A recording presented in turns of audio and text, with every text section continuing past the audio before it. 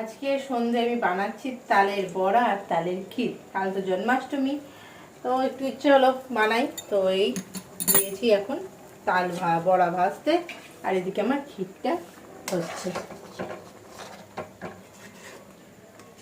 আমি তালের বড়ার ব্যাটারটা বানানোর জন্য নিয়েছি হচ্ছে তালটা, তারপর নিচে একটুখানি সুজি, একটু চালের গুঁড়ো, একটু ময়দা, আর কলা নিয়েছি 3টে, আর মিষ্টি পরিমাপ মতো, আর হালকা একটু নুন।